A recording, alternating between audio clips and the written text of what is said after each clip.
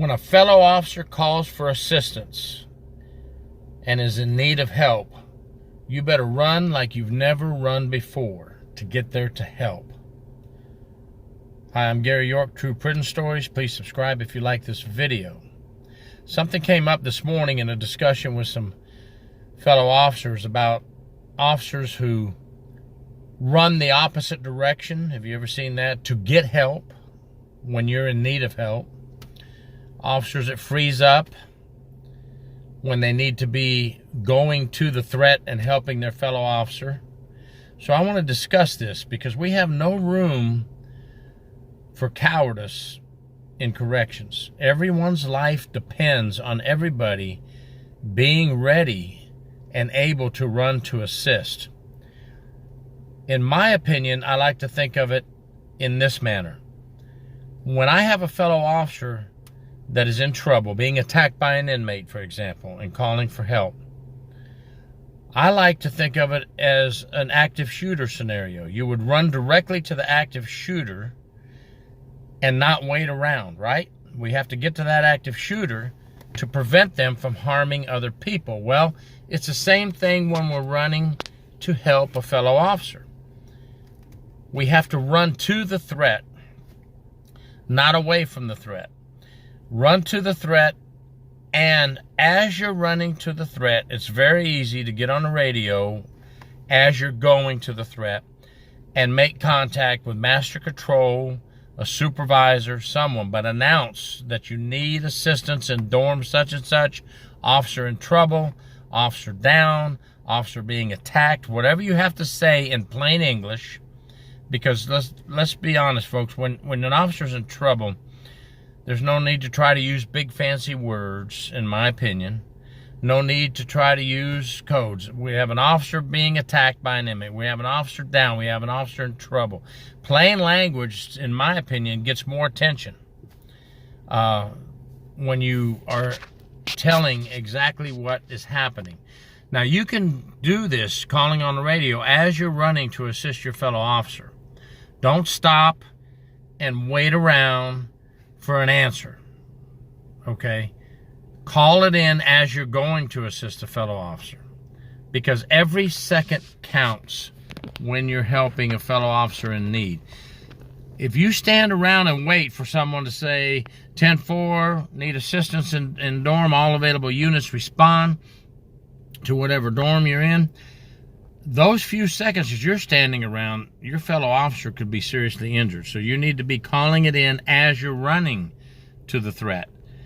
You know, I won't put anybody out there, but over the years, we've all seen where someone is running for help the other way, or I'll open the door and let everybody run in, and you need me to stand here and open the door. No, I don't need you to stand there and open the door. I need you to run in there since you were here first and get in there and help your fellow officer.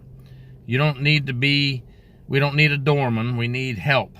And we've all seen these type of incidents occur. And listen, if you're going to put that uniform on, then you need to be ready in every incident that occurs in our job as correctional officers.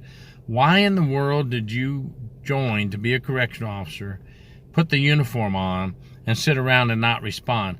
Now, have you ever seen the folks that are freed up by policy and procedure? They can respond to the incident. You ever seen those folks slow walk? How about the ones that won't respond? They can respond, and they're free to respond, and they say, they've got 3 or 4 going down there already. That's enough. How do you know that's enough? You have a fellow officer in danger. What if the dorm is going to riot and you need as every officer you can to get the other officers out of there that are in trouble? How many times have we seen videos come out on our correction sites where one officer is attacked by several inmates? No excuses. And how many times have we seen one officer have to fight for their life against 5, 6, 7 inmates? No, we need to get in there. 2 against 5 or 6 is better than 1. 3 against 10 or 12 is better than 1 officer against 10 or 12. Every second counts. And I won't beat this horse to death. I think you've got the picture, but it's just something I wanted to get out there. And we need to train by policy and procedure, of course. But I'm going to tell you something. When an officer is down, when an officer needs assistance, when an officer is in grave trouble, I'm going straight to help that officer. You can get me later on your policy and procedure. I'm going to try to do my job as best I can by policy and procedure. But if I have an officer that is risking bodily harm, death, I'm headed to that officer. And I'm going to go down with that officer. If we both go down, we both go down. But there's no room for cowardice, and I just thought it was time to bring another video up to discuss this. We don't have time for cowardice in our job. We don't have time for laziness. We don't have time for people that won't respond to the threat. You know, as my dad said, a retired combat veteran, World War II and Korean War veteran, don't stand there with your thumb up your ass. Get over there and do something.